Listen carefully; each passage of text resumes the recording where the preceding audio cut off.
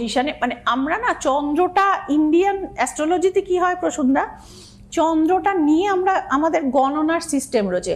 লগ্নকে preference দিয়ে গণনা করা হয়, চন্দ্র মতে গণনা করা হয়, কিন্তু চন্দ্র রিলেটেড যে প্রবলেমগুলো এইগুলো সম্বন্ধে আমরা কিন্তু এড়িয়ে যাই, কিন্তু এটাও কিন্তু ঘটে। এবং পূর্ণিমার যে চন্দ্র তার যেরকম সৌন্দর্য রয়েছে, সব কিছু রয়েছে, যাতে হরোস্কোপে চন্দ্র দুর্বল তাদের কিন্তু মারাত্মক একটা মানে অনেক সময় না ওই নার্ভাস ব্রেকডাউন তো নিশ্চয়ই হয়, এবং একটা তাদেরকে একটা টানে একটা ক্ষতিকারক কিছু হওয়ার জন্য। এটা আপনি টানে মানে মানে কি কি কি বলতে চাইছেন?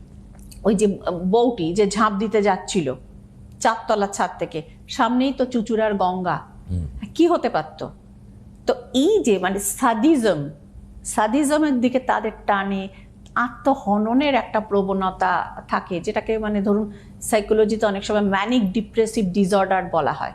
তো এই জাতীয় জায়গাগুলো কাজেই আমি সবসময় বলি, এবং ধরুন আমি নিজেও করি, যেটা হরোস্কোপ কারক দেখলে চন্দ্রের অবস্থান এবং চন্দ্রের সাপোর্টিং যে জায়গাগুলো, এমনি চন্দ্র দেখে তো রাশিটা কি ওটা ওটা তো নর্মাল গণনা, আপনিও সংযোগ করতে করতে জেনে গেছে যে চন্দ্র যে ঘরে বসে সেটা হচ্ছে তার রাশি, এবং বা তিনি চন্দ্র, হ্যাঁ তিনিই চন্দ্র, চন্দ্রের যেদিন অবস্থান সেদিনই সে জন্মেছে, তিনিই চন্দ্র।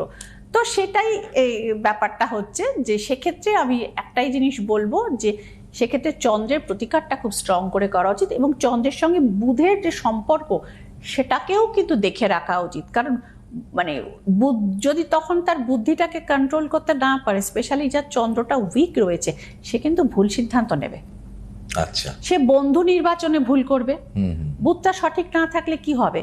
স্ট্যামারিং এর প্রবলেম হবে। প্রচুর মানুষ দেখবেন সবকিছু জানে, কিন্তু সে ইন্টারভিউতে গিয়ে সে ক্র্যাক করতে পারছে না, due to his or her stammering. তো এই আমি আজকে যে জিনিসগুলো বললাম